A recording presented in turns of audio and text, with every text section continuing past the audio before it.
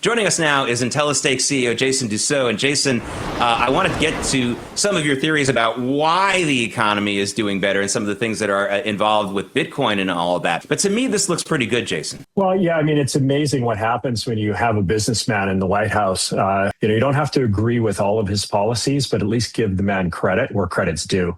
And I like to zoom out a little bit more. I'm looking at the future and what the youth are investing in and what they're doing. And Trump is seeing that as well. There's no doubt that things are changing and there's a lot of confidence out there. Yeah, and it's important that we talk about this because one of the things that's troubled me now for 8 years since the first Trump tax plan was passed is that even supporters of President Trump aren't as well versed as they should be on some of the economic policies that really made a difference in this country and changed the narrative. We're going to talk about the cryptocurrency wrinkle in just a second, but Jason, I mean, even Trump supporters don't talk about this enough. This guy has actually helped blue-collar America more than any president in our history. Well, again, it's the difference between a career politician and a businessman. In his first term, it was quite frankly chaos, and he didn't have the right people around him, and he didn't have the right support, and he didn't have the experience, and he didn't really understand how the system worked. So you're really seeing in the second administration really what a businessman can do and not a career politician. I want to get to the cryptocurrency angle on all of this because you say cryptocurrency and the president's cryptocurrency policies playing a role in propping up the economy. Can you explain that? What he's doing is just following the youth movement. The Generation Z investors are so much different than myself and the boomers. I mean, if you take a look at I think the number is 43% of Generation Z has 43% own crypto compared to only 8% of boomers. So there's definitely a major switch going on here. And you can see that in the GameStop trade and then through the NFT run and then through a lot of these altcoins and other tokens. It's not just about Bitcoin.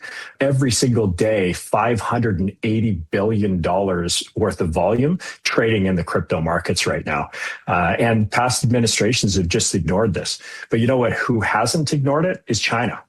China's run over $1 trillion through their digital yen, and they see the future of money, and the future of money will be digital.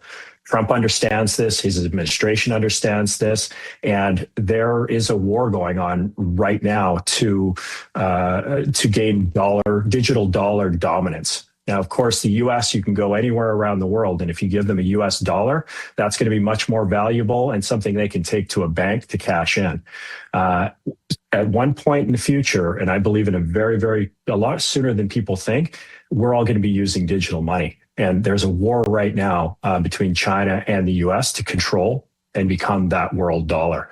The U.S. has gone into a lot of these underdeveloped countries. They're giving, loans that can't be paid back. They're going in, they're building infrastructure, and they want to make sure that, those economies are all going to be running off of their digital yuan. Now, the problem with their digital yuan is it's not being minted or created by a free country. It's being created in a country that's going to be able to track. This is where people get concerned about credit scores, digital credit scores, and what you can do, how you can spend your money.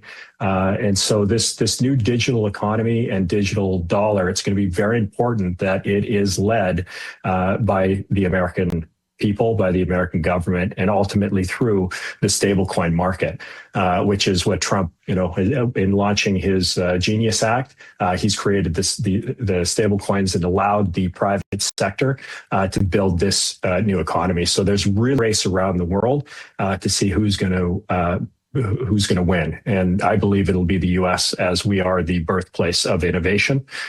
So I'm very excited. I mean, it's again, 10 years China's had this digital yuan, and it took now Trump to come in and, open up this market. So it's very exciting. I'm very, very impressed with the decisions he's made in the crypto policy, and also just watch his moves. I mean, he's got more information than any of us, and him, his family, his sons, they're all in.